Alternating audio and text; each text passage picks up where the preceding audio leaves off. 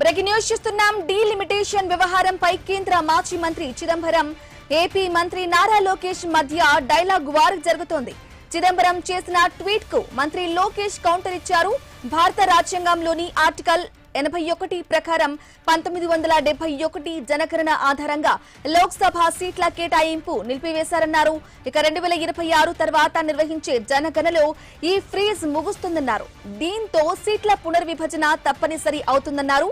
దేశంలో ఉత్తరాది రాష్ట్రాలతో పోలిస్తే దక్షిణాది రాష్ట్రాలు ప్రాతినిధ్యం కోల్పోయే అవకాశం ఉందన్నారు. ఇక ఇదే సమస్యను తమ పార్టీ ఎప్పటి నుంచో ప్రస్తావిస్తోందని లోకేష్ గుర్తు చేశారు.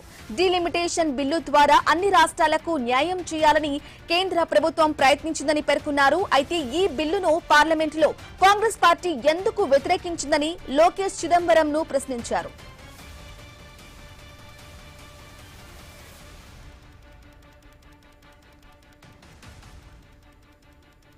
ఇక ఇటీవల ఓ ఆంగ్ల పత్రికకు ఇంటర్వ్యూ ఇచ్చిన మంత్రి లోకేష్ డీలిమిటేషన్ పై వ్యాఖ్యలు చేశారాయన.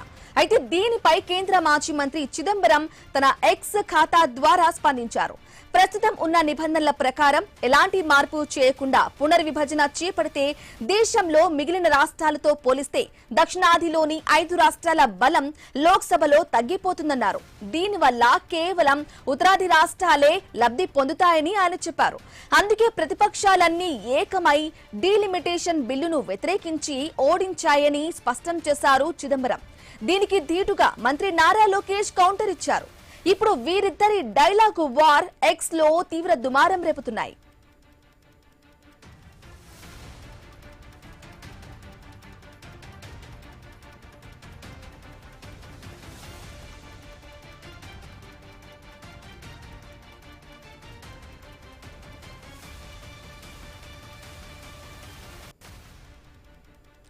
రైట్గా డీలిమిటేషన్ వ్యవహారంపై కేంద్ర మాజీ మంత్రి చిదంబరం ఏపీ మంత్రి నారా లోకేష్ మధ్య డైలాగ్ వార్ జరుగుతోంది.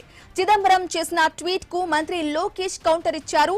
భారత రాజ్యాంగంలోని ఆర్టికల్ 81 ప్రకారం 1971 జనగణన ఆధారంగా లోక్సభ సీట్ల కేటాయింపు నిలిపివేశారన్నారు.